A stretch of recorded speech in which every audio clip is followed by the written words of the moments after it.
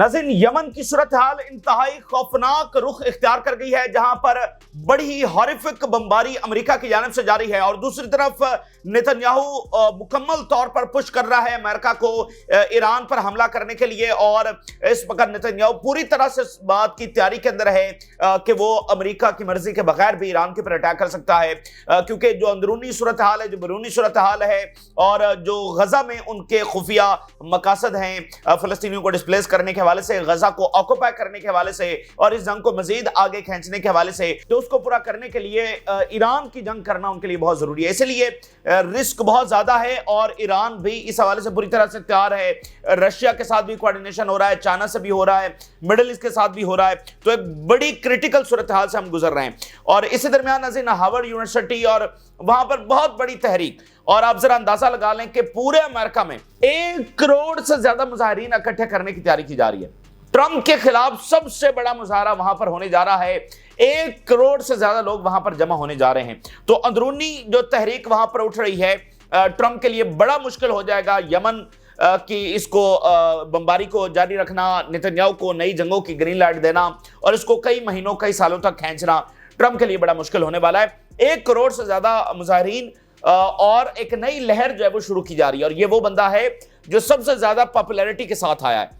तो ये तमाम सूरत हाल जो आपके सामने रखेंगे और एक बड़ी इंटरेस्टिंग मुलाकात हुई है, उसका बहुत ज्यादा इंपैक्ट है। जेडी वैंस जिन्होंने यमन जंग की मुखालफत की थी और वो ईरान पर हमले के भी खिलाफ हैं, जेडी वैंस जो हैं वो वेटिकन सिटी पहुंचे हैं, ठीक है, और पोप से मुलाकात करने के लिए। और वेटिकन सिटी जो है वो फलस्तीनी रियासत की हिमायत कर रहा है।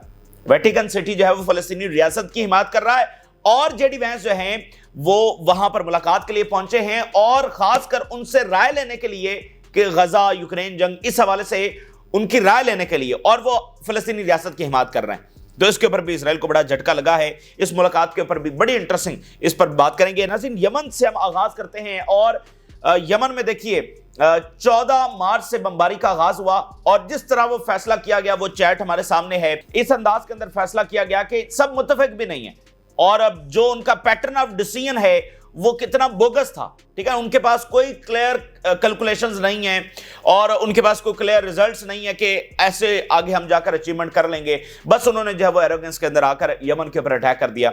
अच्छा, 15 मार्च से वहां पर बमबारी हो रही है, कुछ भी अचीवमेंट नहीं हुई, तो अब एक नाकामी हो चुकी है। अब इससे अगर वो पीछे हटते हैं तो और ज्यादा नाकामी होगी। मिडिल ईस्ट के अंदर उनका जो उनकी डोमिनेशन, उनका जो गलबा है वो और कमजोर पड़ेगा। तो अब इन नाकामियों को छुपाने के लिए हम देख रहे हैं कि मुसलसल एग्रेशन के अंदर इजाफा होता चला जा रहा है। इस वक्त जो बमबारी हुई है पिछले कुछ घंटों के अंदर यमन के ऊपर, उसने नाज़रीन जो खौफनाक बमबारी हुई थी अफगानिस्तान, इराक, उसका अक्स जो है वो इस वक्त हमें यमन के अंदर नजर आ रहा है। नाज़रीन, रिपोर्ट के मुताबिक यमन पर सिर्फ कैपिटल पे पिछले कुछ घंटों के अंदर 58 स्ट्राइक्स की गई हैं। 15 मार्च के बाद ये सबसे बड़ा अटैक है जो यमन पर हुआ है। ये जैसा कि कारपेट बॉम्बिंग होती है, अफगानिस्तान, इराक, इन सब मालिक के ऊपर जब वो कारपेट बॉम्बिंग की गई थी, बस आसमान से जब वो बम बरस रहे होते हैं, तो ये उसका एक अक्स जो है वो हमें नजर आया। आप जरा अंदाजा कर लें कितना बड़ा कैपिटल है। 50 बम जो है, 50 एयर स्ट्राइक जो अमेरिकी जंगी तैयारों ने आकर की हैं, तो पूरी तरह से जो उनका कैपिटल है वो लरस गया है।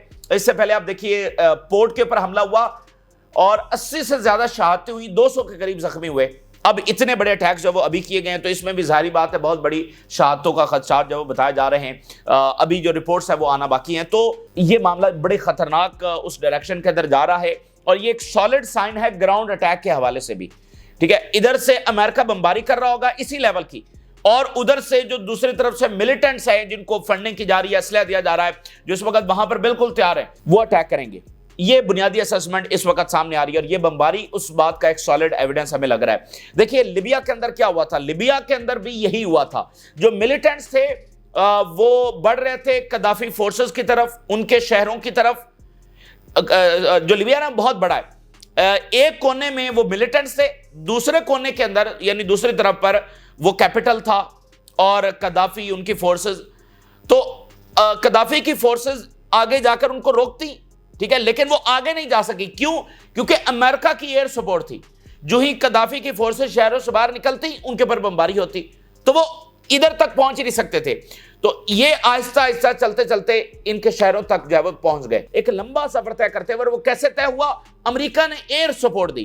تو یہاں پر بھی وہی صورتحال لگ رہی ہے کہ ادھر سے ملیٹنٹس آئیں گے, امریکہ بمباری کر رہا ہوگا ہوتیز کے اوپر. دیکھیں ہوتیز اس وقت گوریلا وار لڑ رہے ہیں نا, وہ ٹنلز کے اندر ہیں, تو جو ہی وہ آن گراؤنڈ آئیں گے اوپر سے امریکی جنگی طیارے ہوں گے تو وہ اٹیک کریں گے اور ادھر سے ملیٹنٹس جو ہے وہ بڑھتے چلے جائیں گے.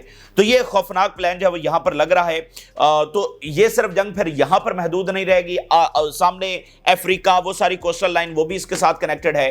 اور اگر اس کے باوجود امریکہ یمن کو نہ روک سکا تو پھر کیا ہوگا؟ اور امریکہ نے یہ بھی کہا کہ چائنا ہیلپ کر رہا ہے پوری طرح سے یمن کی, تو چائنا بھی اس کے اندر ہے نا. رشیا کے حوالے سے بھی رپورٹ سامنے آ چکی ہیں, ویگنر گروپ بھی یہاں پر کہیں نہ کہیں موجود ہے.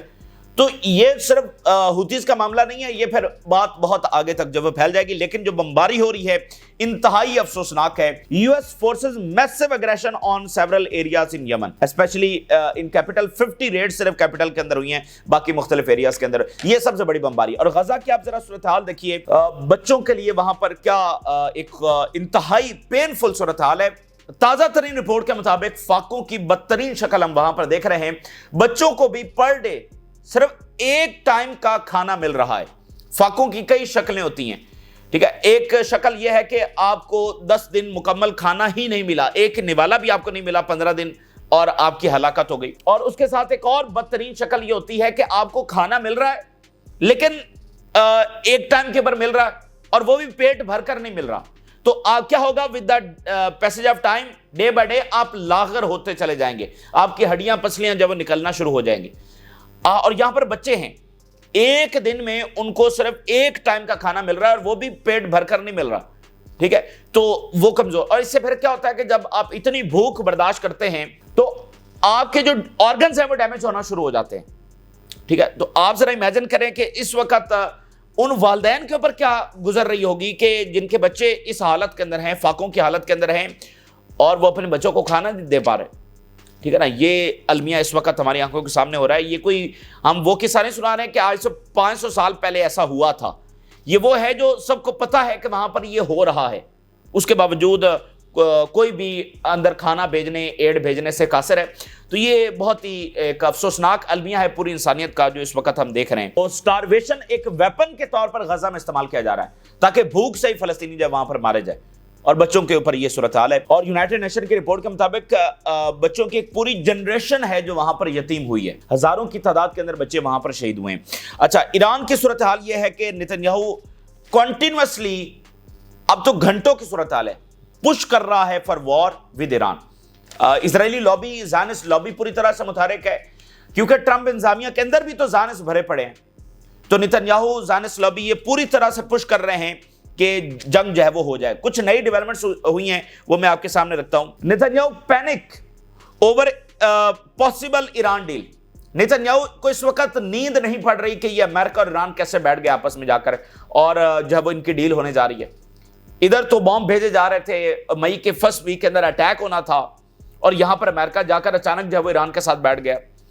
Netanyahu is sweating bullets that Trump might cut a nuclear deal with Iran that smells way too much like Obama's 2015 handshake. Netanyahu جو ہے وہ اس وقت ایسٹیمیٹ کر رہا ہے کہ یہ وہی اوباما والی صورتحال ہونے جا رہی ہے.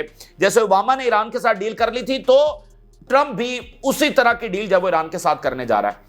اور میں آپ کے سامنے وہ سینیریو رکھ چکا ہوں کہ ٹرمپ ایسکلیشن کو ریز کرتے کرتے اس لیول کے اوپر لے گیا ہے کہ جہاں پر پھر آپ کے سامنے کھڑے ہو کر دو ہی راستے ہوتے ہیں. آپ اس لیول کے اوپر پہنچ جاتے ہیں کہ یا تو اب آپ کو جنگ میں داخل ہو جانا ہے یا پھر مذاکرات کر لینے ہیں.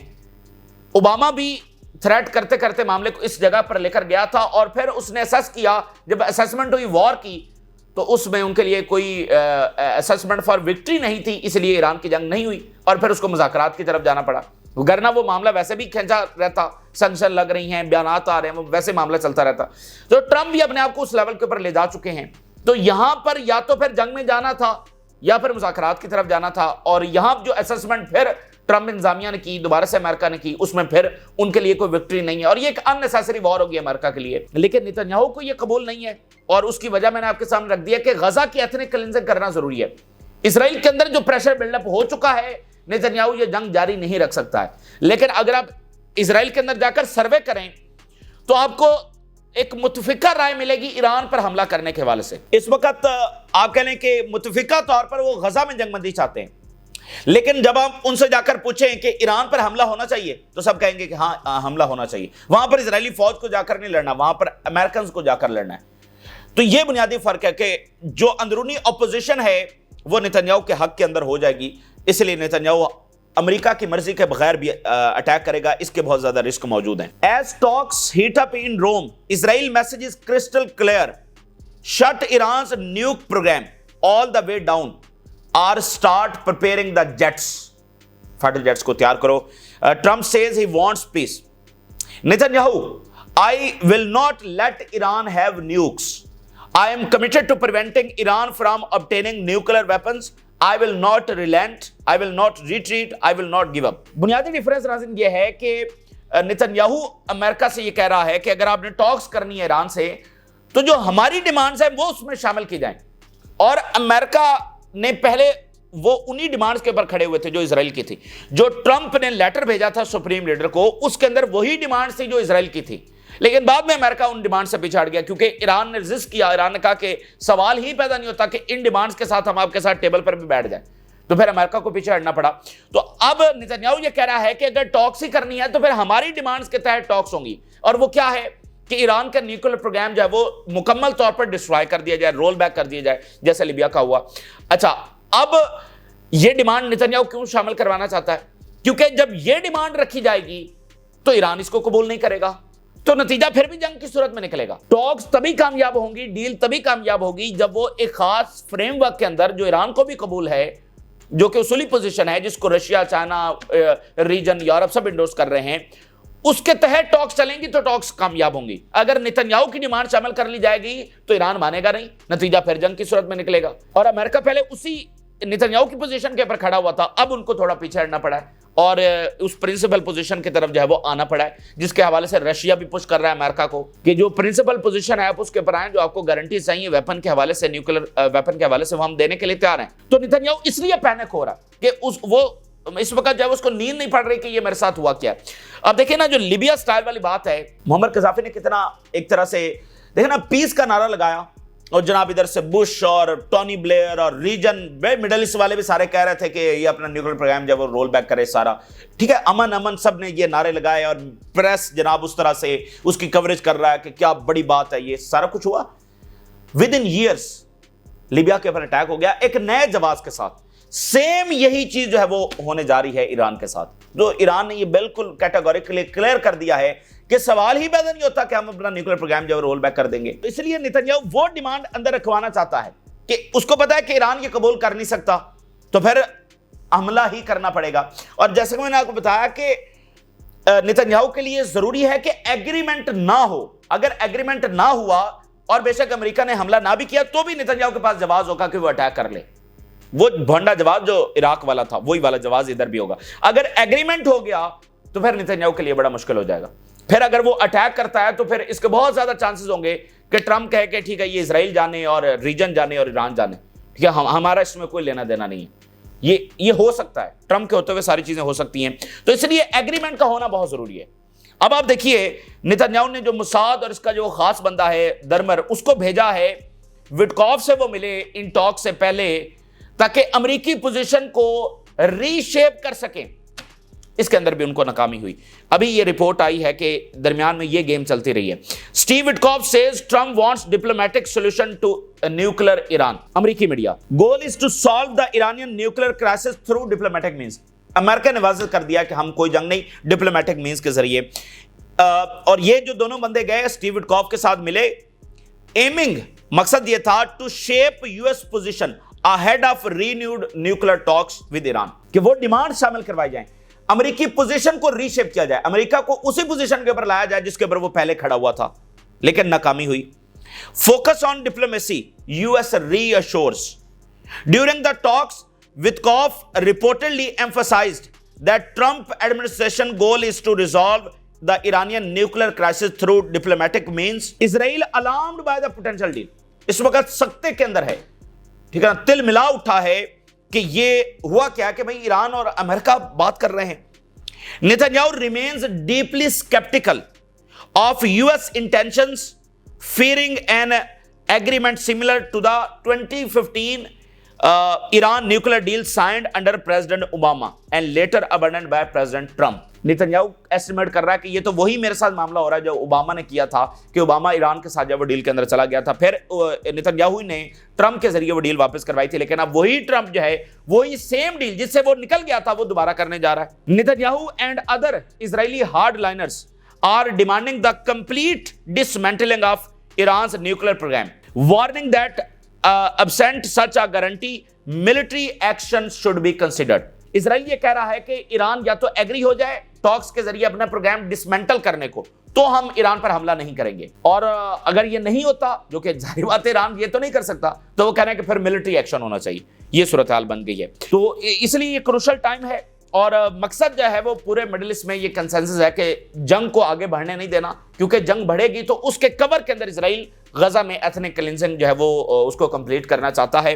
और मैं आपको बता दूं कि इजराइल अगर ईरान के ऊपर अटैक करेगा तो ईरान के पास फिर वो मिसाइल मौजूद हैं कि वो पूरे इजराइल को फ्लैट कर देंगे, मलिया मेट करके रख देंगे, और ईरान फिर तेजी के साथ जब वो न्यूक्लियर भी बना लेगा, क्योंकि ईरान की न्यूक्लियर साइट्स को इजराइल डिस्ट्रॉय नहीं कर सकता है. वाशिंगटन पोस्ट की रिपोर्ट में देखिए जो ट्रंप इंतजामिया के लोग हैं वो क्या बात कर रहे हैं. We have made very good progress in nuclear negotiation with Tehran and रोम. बड़ी जबरदस्त प्रोग्रेस हुई है, अमेरिका वाशिंगटन पोस्ट को बता रहा है. Iran demands Trump guarantees in return for nuclear concessions. Tehran कह रहा है कि हमें गारंटीज दी जाए, और इसीलिए रशिया दरमियान के अंदर मौजूद है. ठीक है, वो अमेरिका को भी गारंटीज दे रहा है और ईरान को भी. देखें एक एक बात जो ईरान कर रहा है रशिया के साथ कोऑर्डिनेशन के साथ कर रहा है कि भाई जिस चीज की गारंटीज होंगी वही चीज हम मानेंगे. तो ये बात है. अब देखिए एक बड़ी इंटरेस्टिंग मुलाकात हुई है, बहुत ये इंपॉर्टेंट बात है. जेडी वैंस इटली पहुंचे, और उसके बाद कल ही पहुंचे तो जब वो ये टॉक्स वगैरह हो रही थी, तो उसके बाद आज वो पहुंचे हैं वेटिकन. ईस्टर भी है और होली उनका त्यौहार है, तो वेटिकन वो पहुंचे. और वेटिकन वो क्यों पहुंचे हैं? वेटिकन वो इसलिए पहुंचे हैं, ये वेरी इंपॉर्टेंट है. वेटिकन वो इसलिए पहुंचे हैं कि रिलीजियसली पूछा जाए, मजहबी राय ली जाए कि मुख्तलिफ इश्यूज के हवाले से हमें क्या करना चाहिए. अच्छा, वेटिकन क्या है? देखिए चर्च की हुकूमत थी वेस्ट के अंदर, वो एक पूरी तहरीक चली सेंचुरीज के ऊपर, वो सारा मामला है. तो वो जो चर्च की हुकूमत थी, आप समझ लें, मतलब पॉलिसीज बनाना, सियासी गलबा, ये चर्च को हासिल था. वो चर्च महदूद हो गया वेटिकन के अंदर. ठीक है ना. तो अब वेटिकन जो है वो सियासी मामलात में उस तरह से मुदाखलत तो नहीं करता, यानी चर्च सियासी मामलात में उस तरह मुदाखलत नहीं करता, पॉलिसी पर असरअंदाज नहीं होता, लेकिन फिर भी उससे राय ली जाती है, उसका बहुत ज्यादा इन्फ्लुएंस है. पोप का बहुत, देखें मसीहों के सबसे बड़े पेशवा हैं वो, और वेटिकन एक मतलब रोम के अंदर एक अलग एक सिटी स्टेट आप उसको कह सकते हैं, और इनके एम्बेसडर्स भी होते हैं. और ये जो यूरोपीय यूनियन है ये भी आप कह लें कि चर्च ही ने कहा कि भाई आप सारी क्रिश्चियन जो स्टेट्स हैं ये इकट्ठी हो जाएं. ठीक है, ये चर्च ही की पॉलिसी थी, और आप देखिए कि किसी भी इस्लामी मुल्क को इसमें शामिल नहीं होने दिया जाता. तो ये एक मामला है. ठीक है, तो चर्च की अहमियत आपके सामने है. तो वेटिकन जो है वहां पर जेडी वैंस पहुंचे हैं एक मजहबी रहनुमाई लेने के लिए कि हमें मुख्तलिफ इशूज में क्या करना चाहिए और कौन से इशूज, ये भी इंपॉर्टेंट है. JD Vance has exchange of opinions with Vatican foreign minister. Pope के साथ अभी मुलाकात होगी. As exchange of opinions on international conflicts, immigration and humanitarian crisis.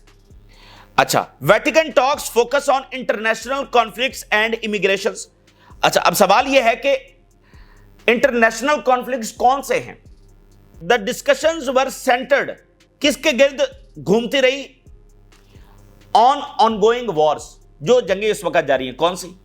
Gaza and Ukraine. सारी जो डिस्कशन थी वो किसके ऊपर थी? यूक्रेन और गजा के ऊपर.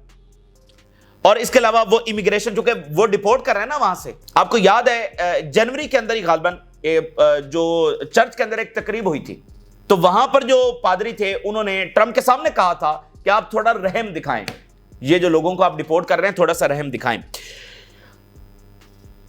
और फिर इसमें डिस्कस हुआ treatment of the prisoners and refugees. ठीक है ना, वो वहां से निकाल रहे हैं लोगों को, डिपोर्ट कर रहे हैं जो रेफ्यूजीज थे, और जेलों में क्या सलूक हो रहा है. तो treatment of the prisoners, the US administration support for religious freedom, difficult humanitarian situation, ये डिस्कस हुआ. اور ہیومینیٹیرین سچویشن کہاں پر ہے؟ یوکرین میں نہیں ہے، کسی اور جنگ کے اندر نہیں ہے. ہیومینیٹیرین سچویشن جو ہے وہ اصل میں غزہ کے اندر ہے. Attention to migrants, refugees and prisoners. ٹھیک ہے، تو یہ میں نے رپورٹ آپ کے سامنے مختصراً رکھی کہ وہ مذہبی رہنمائی لینے کے لیے گئے ہیں ویٹیکن سے، پوپ سے، کہ غزہ میں کیا کرنا چاہیے ہمیں، یوکرین اور ان سارے معاملات کے اوپر ہمیں کیا کرنا چاہیے. جو زیادہ ڈسکشن تھی وہ وارز کے اوپر تھی. کون سی 2 وارز؟ غزہ اور یوکرین. اچھا، اب پوپ کی جو پوزیشن ہے وہ ہمارے سامنے ہے. وہ جنگ بندی کا مطالبہ کر چکے ہیں. ایران کے صدر نے بہت بار پوپ کو خط بھی لکھا ہے. ابھی وہ بیمار تھے تو اس حوالے سے بھی انہوں نے خط لکھا ان کی صحت یابی کے لیے. ٹھیک ہے، اور پوپ کی پوزیشن جو واضح ہے. اچھا، ایک میں چیز اس تناظر میں آپ کے سامنے رکھنا چاہتا ہوں. یہ بڑی امپیکٹفل چیز ہے جو روایتی میڈیا پر اس طرح ڈسکس نہیں ہوتی، لیکن یہ ایک بدلاؤ ہے جو وہاں پر آ رہا ہے سوسائٹی میں. ٹھیک ہے، گورنمنٹس دیکھ رہی ہیں کیا کرنا ہے. 20 جنوری 2025 جس دن ٹرمپ نے حلف لیا، اس دن پوپ جو ہے ویٹیکن کیا سٹیٹمنٹ جاری کر رہا ہے. یعنی ویٹیکن کی جانب سے آفیشیل سٹیٹمنٹ جاری ہوئی پوپ کی، اور وہ کیا تھی؟ 20 جنوری جس دن ٹرمپ حلف لے رہا ہے. ایک تو انہوں نے شکریہ ادا کیا کہ غزہ کے اندر جو سیز فائر ہوا ہے، کیونکہ 17 جنوری کو سیز فائر ہوا تھا، تو انہوں نے شکریہ ادا کیا کہ یہ سیز فائر ہوا ہے. اور اگلی بات جو انہوں نے کی، with the help of the international community may reach the right solution for the Palestinian state. ٹھیک ہے، فلسطینی ریاست کی طرف جانا چاہیے. سب جب وہ مل کر زور لگائیں کہ اب چونکہ سیز فائر ہو گیا ہے 20 جنوری 2025، شکریہ ادا کر رہے ہیں ہم کہ اور اب جو ہے وہ معاملہ فلسطینی ریاست کی طرف جانا چاہیے. Also reminded people to pray always for those in Ukraine, Myanmar and other countries ravaged by conflicts and violence, and need for gestures and great hope to extend to those in jail. یہ 20 جنوری کو ان کا بیان ہے. اور Ukraine کے حوالے سے بھی پوپ جو ہے وہ یہ کہہ چکے ہیں کہ یوکرین کو جنگ بندی کی طرف چلے جانا چاہیے. اب سے کچھ مہینے پہلے وہ یہ بات کر چکے ہیں. تو جے ڈی وینس جو ایران جنگ کے مخالف ہے، جو یمن جنگ کے مخالف ہیں، وہ ویٹیکن پہنچے ہیں ریلیجیس گائیڈنس لینے کے لیے. اور ویٹیکن کیا کہہ رہا ہے؟ فلسطینی ریاست، سیز فائر، ہیومینیٹیرین سچویشن. تو دیکھیں نا، پالیسی تو انہوں نے بنانی ہے نا، تو وہ پالیسی کے لیے رائے لینے کے لیے گئے ہیں، تو رائے ویٹیکن آگے سے یہ دے رہا ہے. تو اسرائیل کو جو ہے وہ یہاں پر بھی نیند نہیں پڑ رہی کہ یہ یہاں پر کیا ہو رہا ہے. ٹھیک ہے نا، اور بند گلی کے اندر ہے یمن میں امریکہ. ٹھیک ہے نا، کوئی ان کو وہاں پر فتح حاصل نہیں ہونے والی. مڈل ایسٹ کی جنگیں اور زیادہ ان کی اکانومی کے اوپر پریشر ڈال رہی ہیں. ابھی آپ دیکھیے، organizer call for 11 million people to march against Trump agenda. بہت بڑی تحریک امریکہ کے اندر شروع ہونے جا رہی ہے. 1 کروڑ 10 لاکھ لوگ جو ہے وہ ٹرمپ کے خلاف نکلنے جا رہے ہیں. آپ ذرا امیجن تو کر لیں، 1 کروڑ 10 لاکھ بندے کی ہم بات کر رہے ہیں. 11 ملین پیپل، سب سے مقبول ترین صدر. اس میں فلسطین جنگ، اس کے اندر یمن، اس کے اندر باقی جنگیں، اس کے اندر ڈومیسٹک پالیسیز، اس کے اندر فارن پالیسی، سارے فیکٹر شامل ہیں. کسی کا کوئی ہے، کسی کا کوئی ہے. اور فلسطین کا جھنڈا آپ کو ہر مظاہرے کے اندر موسٹلی جب نظر آئے گا. اور ابھی دیکھیے، واشنگٹن پوسٹ یہ بتا رہا ہے کہ یونیورسٹیز کے خلاف مزید سخت اقدامات چکے اٹھائے ہیں ٹرمپ کی جانب سے. تو یونیورسٹیز سے ایک بڑی تحریک. The Trump administration actions have dire consequences for students, staff and higher education. Trump doubles its threats against the university after it refused to comply with the administration demands. آگے سے یونیورسٹیز نے Trump کی demands کی resist کیا ہے تو Trump نے دھمکیاں اور بڑھا دی ہیں. میں آپ کو ایک بات بتاؤں، آخری بات، کہ ٹھیک ہے یہ اسٹوڈنٹس کا ویزے ریووک کر رہے ہیں، ان کو ڈپورٹ کر رہے ہیں، دھمکیاں لگا رہے ہیں، ہیوملیٹ کر رہے ہیں، انسلٹ کر رہے ہیں. میں آپ کو ایک بات بتا دوں، ان کی یہ جو بڑی بڑی یونیورسٹیز ہیں نا، یہ فارن اسٹوڈنٹس کے اوپر ہی چل رہی ہیں.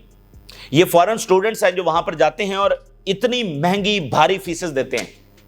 ٹھیک ہے نا، اگر یہ فارن اسٹوڈنٹس وہاں سے ہٹ جائے نا تو ان کے یہ ادارے قائم نہیں رہ سکتے. اس کی وجہ یہ ہے کہ دیکھیے جو مقامی ہیں ان کے لیے فیس سٹرکچر مختلف ہوتا ہے، ان کے لیے دیگر اسکالرشپ بہت ساری چیزیں ہوتی ہیں. اصل جو پے کرتے ہیں وہ تو یہ باہر سے جانے والے لوگ پے کرتے ہیں. ٹھیک ہے، تو اگر یہ فارن اسٹوڈنٹس نے یورپ کا رخ کر لیا امریکہ کی بجائے تو یہ ان کی یونیورسٹیز اس طرح سے سروائیو نہیں کر سکتی. تو ٹرمپ اس کو بھی زیادہ دیر جاری نہیں رکھ سکتا. اور اب تو یہ 1 کروڑ 10 لاکھ بندہ اس کے خلاف جو ہے وہ کھڑا ہو رہا ہے. بہرحال یمن کا معاملہ، غزہ، ایران جنگ، یہ سب آپ کے سامنے ہے.